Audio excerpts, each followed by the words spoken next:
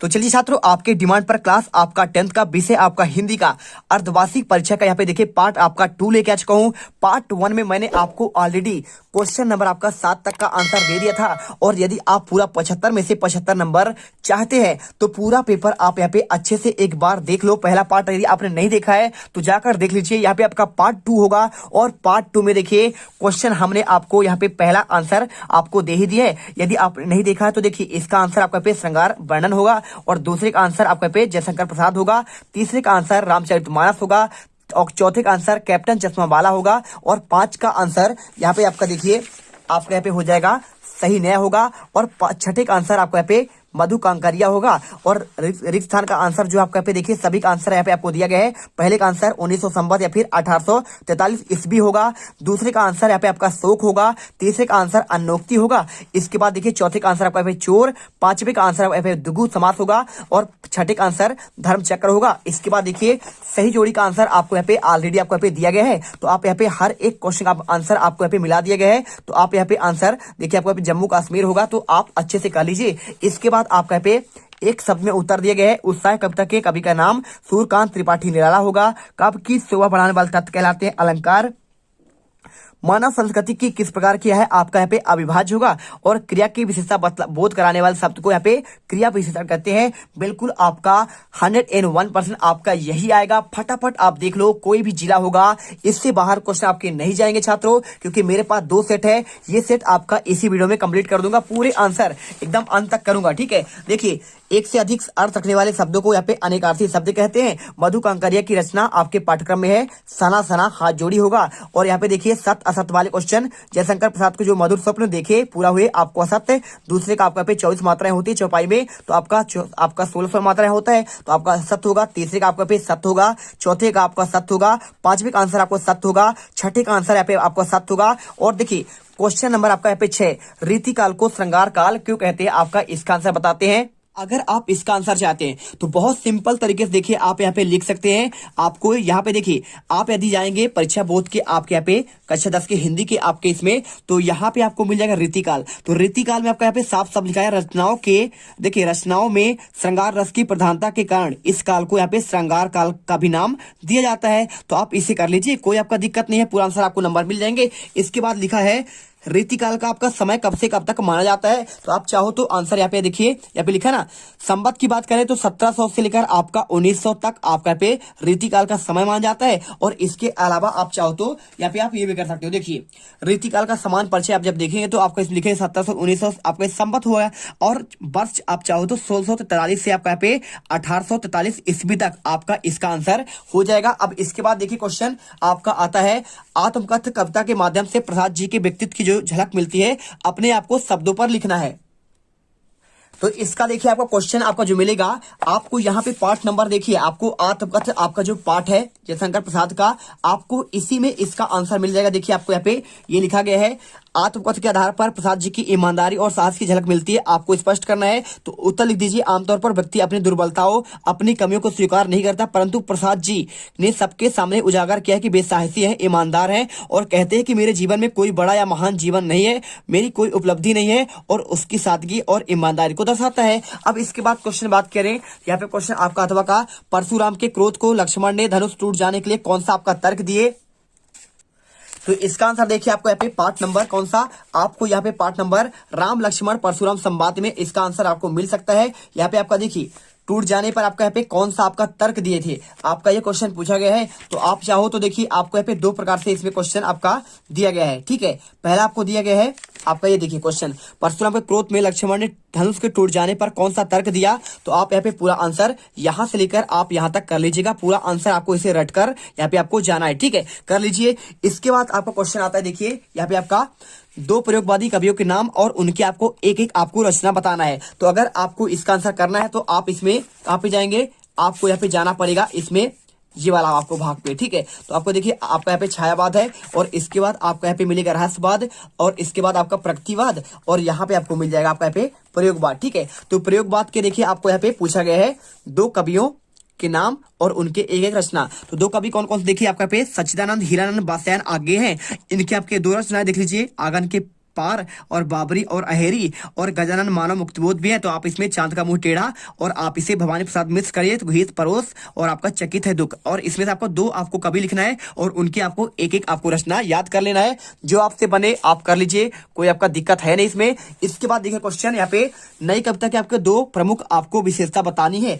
तो नई कविता की अगर हम बात करें विशेषता तो आपको देखिए नई कविता आपका ये है और इसमें आपकी दो विशेषता आधुनिकता की आपका अभिव्यक्ति, आप ये पॉइंट याद कर लीजिए और एक आप याद कर लीजिए शिल्पगत आपका नवीनता। तो आप ये पढ़ लीजिएगा और इसके साथ चाहो तो आप तीसरा पॉइंट लघु मानववाद की प्रतिष्ठा, बीम योजना की अधिकता, बौद्धिकता और आपका यहाँ पे छड़ का महत्व और काव्य आपका भाषा, जो आपको अच्छा लगे आप इसे यहाँ पे याद कर लो। इसके बाद देखिए क्वेश्चन आपका यहाँ पे दिया गया है खंड काव्य की परिभाषा लिखते हुए। ये देखिए क्वेश्चन नंबर आपका 9, सूर्यकांत त्रिपाठी निराला अथवा आपका नागार्जुन की काव्यगत विशेषता आपको बतानी है। निम्न की दो रचनाएं और दो आपका भाव पक्ष और इसकी विशेषता बतलानी है। तो अगर मैं इसका आंसर करूं तो आपको दो में से एक ही करना है, सूर्यकांत का या फिर आपका नागार्जुन का। तो चलिए आपको यहाँ पे आंसर इसका भी आपको दिखा देते हैं।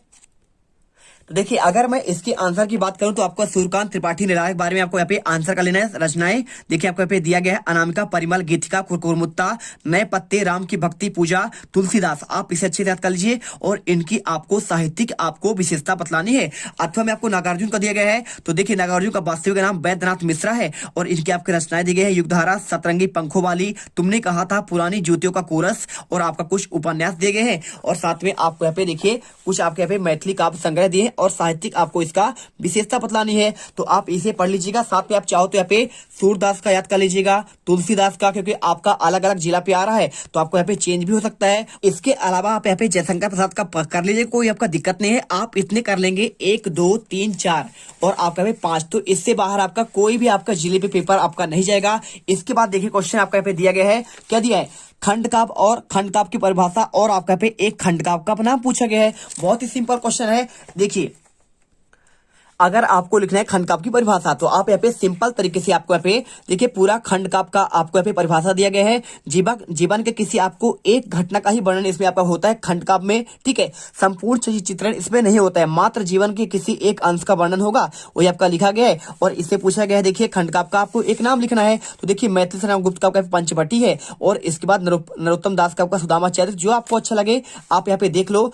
श्याम नारायण पांडे का आपको यहाँ पे हल्दी घाटी है, तो जो अच्छा लगे आप लिख लीजिए। इसके बाद देखिए यहाँ पे क्वेश्चन आपका चाहो तो आप महाकाव्य के बारे में भी आप यहाँ पे लिख सकते हैं। तो महाकाव्य के बारे में आपको यहाँ पे देखिए पूरा आपको परिभाषा यहाँ पे आपको दिया गया है, क्योंकि अलग अलग जिलों पर कुछ आपका चेंज होगा तो आपका महाकाव्य का आएगा और इसके आपके विशेषता देख लीजिए। और आपका पे रचयिता तो आप यहाँ पे तुलसीदास का रामचरितमानस, जयशंकर प्रसाद का आपका पे कामायनी, ठीक है। आप इतना याद कर लीजिएगा। मलिक मोहम्मद जायसी का आपका पे पद्मावत है, आप याद कर ही लीजिएगा। चलिए जयशंकर का यहाँ पे कामायनी दिया गया है। इसके बाद देखिए यहाँ पे कुछ खास है नहीं, स्थायी भाव और आपके यहाँ पे संचारी भाव में आपको यहाँ पे अंतर आपको लिखना पड़ेगा। तो स्थायी भाव और आपका संचारी भाव, चलिए आपको यहाँ पे इसका आंसर आपको दिखा देते हैं। तो स्थायी भाव और आपका यहाँ पे संचारी भाव में अंतर आपका यहाँ पे ये दिया गया है, तो आप अच्छे से यहाँ पे कर लीजिएगा। देखिए स्थायी भाव क्या होते हैं, शीघ्र आपका नष्ट नहीं होते, लेकिन आपका संचारी भाव बुलबुलों के भांति बनते और मिटते रहते हैं, यही आपका मेन पॉइंट है। आप देख लीजिए संचारी भाव की संख्या 33 मान जाती है, पूरा आप पढ़ लेना। और अगर आप ऐसे चाहते हैं तो आप यहाँ पे 2 पॉइंट आपका यहाँ पे दिया गया है 2 नंबर के हिसाब से, आप इसे भी पढ़कर आप आंसर यहाँ पे लिख सकते हैं, ठीक है। चलिए इसके बाद देखिए क्वेश्चन आपका यहाँ पे दिया गया है, क्या क्वेश्चन दिया गया है, यहाँ पे दोहा छंद की आपको परिभाषा बताना है। तो इसका आंसर देखिए दोहा छंद की परिभाषा आपको यहाँ पे ये मिल जाएगा। देखिए इसमें आपका प्रथम और तृतीय पर आपका 13 मात्राएं होती है, द्वितीय और चतुर्थ पर आपको यहाँ पे 11 मात्राएं होती है, पूरा आपको यहाँ पे लिखा गया है और आपको उदाहरण भी इसमें आपको दिया गया है। चलिए इसके बाद देखिए यहाँ पे आपका ये हो गया क्वेश्चन 11वां और आपका देखिए इसमें दिया गया है आपका अथवा क्वेश्चन अतिशयोक्ति अलंकार आपका क्या होता है। तो अतिशयोक्ति अलंकार के बारे में यदि आप जानना चाहते हैं तो आपको इसका भी आंसर आपको बता देंगे।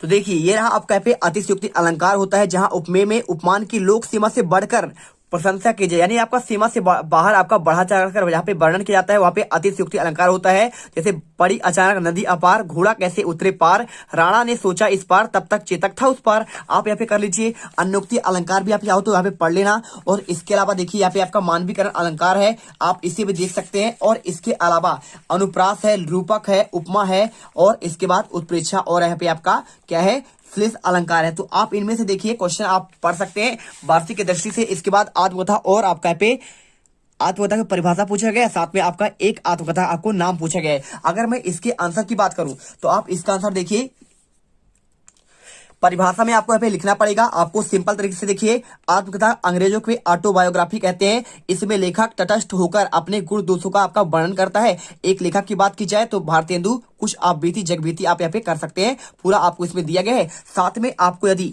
उपन्यास के बारे में आपको यहाँ पे देखिए क्या लिखा है, यहाँ पे आपका क्वेश्चन लिखा है 12वां, क्या लिखा है, कहानी और उपन्यास में आपको इसमें अंतर की बात कर रहा है। तो कहानी और उपन्यास में देखिए आपको अंतर यहाँ पे आपको ये मिल जाएगा। पहले देखिए आपको यहाँ पे नाटक और एकांकी में अंतर आप पढ़ लीजिएगा। साथ में आपको यहाँ पे देखिए, यहाँ पे जीवनी और आपको आत्मकथा का अंतर पढ़ना है। और कहानी और उपन्यास की बात करें तो आपको आंसर उसका भी आपको मैं दिखा देता हूं, जिससे आपके पूरे नंबर आपको मिल सके। देखिए आपको ये रहा आपका कहानी और उपन्यास में आपका अंतर, ठीक है। तो आप अच्छे से यहाँ से लेकर आप यहाँ तक यहाँ पे रेडी कर लेना और पूरे नंबर आपको मिल जाएंगे, टेंशन मत लीजिए, ठीक है। आत्मकथा जीवनी का आपका हो ही गया है, आपका इसमें ही हो गया है, ठीक है। चलिए इसके बाद आपका क्वेश्चन आता है, देखिए यहाँ पे आपका हो चुका 12वां क्वेश्चन। इसके बाद आपको देखिए क्वेश्चन आपका यहाँ पे इतना हो चुका है। क्वेश्चन आपका आता है 13वां से लेकर 13वां, 14वां और 15वां, ठीक है। चलिए आपको यहाँ पे आंसर इसका भी आपको देते हैं। क्वेश्चन 13वां, नवाब साहब ने बहुत ही यत्न से खीरा काटा, नमक मिर्च बुरका अंता सूंघकर ही खिड़की के बाहर फेंक दिया। उन्होंने ऐसा क्यों किया? उनका ऐसा करना उन्हें कैसे स्वभाव को इंगित करता है? आपका ये क्वेश्चन पूछा गया है। तो अगर मैं इसका आंसर की बात करूं तो देखिए आपको इसका आंसर आपको ये मिल जाएगा। आप अच्छे से यहां से लेकर आप पूरा आंसर यहां तक कर लीजिएगा। सेम क्वेश्चन है, पूरा आंसर आपको अच्छे से याद करना है। इसके बाद क्वेश्चन आपको जो दिया गया है यहाँ पे अथवा का, देखिए भाई खूब क्या आइडिया वाला है। तो आपका इसका आंसर आपको यहाँ पे ये मिल जाएगा। देखिए क्वेश्चन आपका 12वां, यहाँ पे आपको आंसर यहां से लेकर आपको यहाँ पे यहां तक रेडी करना है, ठीक है, कर लीजिएगा। इसके बाद आपको दिखाते हैं यहाँ पे नेक्स्ट क्वेश्चन क्या लिखा है, काशी में हो रहे कौन से परिवर्तन बिस्मिल्लाह खां को व्यथित करते हैं, और काशी में हो रहे कौन कौन से परिवर्तन बिस्मिल्लाह खां को, आपका पे सेम क्वेश्चन है, ठीक है। तो अगर मैं इसके आंसर की बात करूं तो इसका आंसर आपको यहाँ पे ये मिल जाएगा। क्वेश्चन 5वां का देखिए पूरा आंसर आपको अच्छे से यहाँ पे याद करना है। और इसके अलावा आपका क्वेश्चन आता है, देखिए आपका यहाँ पे कौन सा नंबर, आपका 15 नंबर। यहाँ पे देखिए राम वृक्ष बेनीपुरी और आपका यशपाल के साहित्यिक परिचय आपको यहाँ पे निम्न बिंदु के आधार पर देना है, 2 रचनाएं और आपका यहाँ पे क्या है, भाषा शैली, ठीक है। चलिए आपको आंसर दिखाते हैं। इसके आपका जो 8वां क्वेश्चन था आपका यहाँ पे ये वाला था, बिस्मिल्लाह खां के व्यक्तित्व को कौन कौन सी विशेषता आपको प्रोवाइड करते हैं। आप यहाँ पे आंसर सौहार्द, धार्मिक सौहार्द, प्रभु के प्रति आस्थावान, सरल सादगी और रसिक और विनोदी स्वभाव था, ठीक है। चलिए इसके बाद आपका जो क्वेश्चन दिया गया था लेखक परिचय, ठीक है। तो आपको लेखक परिचय में आपको यहाँ पे राम वृक्ष बेनीपुरी का पूछा गया रचनाएं, तो आप रचनाएं पढ़ लीजिएगा। संपादक और आपके साहित्यिक आपका विशेषता, और इसके साथ आपका यहाँ पे क्या दिया गया है, आपका इसमें दिया गया है देखिए यहाँ पे यशपाल का, तो यशपाल का आप पढ़ लीजिएगा यहाँ पे देखिए। और आपका यदि अन्य जिलों पर कुछ आपका चेंज होना है तो आपका यहाँ पे चेंज होगा, मन्नू भंडारी हो गया, और आपका पे देखिए इसके साथ आपका पे स्वयं प्रकाश, तो आप इनका भी एक बार देख लीजिएगा, स्क्रीनशॉट कर लीजिए। और आपको मात्र मन्नू भंडारी इतना ही आपको पढ़ना है। चलिए चलते हैं। इसके बाद देखिए क्वेश्चन आपका 16 से आंसर आपको नेक्स्ट पार्ट पर मिलेगा, पूरे आपके 23 तक के आंसर आपको मिल जाएंगे। तो उसके लिए आपको यहाँ पे पार्ट आपका 3 पर आपको वेट करना है, जिसमें आपको पूरे आंसर आपको यहाँ पे दे दिए जाएंगे। जय हिंद, जय भारत। मिलते हैं अगले वीडियो पर और उस वीडियो में गर्दा मचा देंगे। अब तुम लोग गलती से अगर नए हो तो सब्सक्राइब करो, वो जो लाल वाला बटन है उस पर अपने जीजा जी फेंक के मारो या फूफा जी, मुझे नहीं पता, बस क्लिक हो जाना चाहिए। अब मैं भी जा रहा हूं, मुझे मुठिया पेलने जाना है। बाय।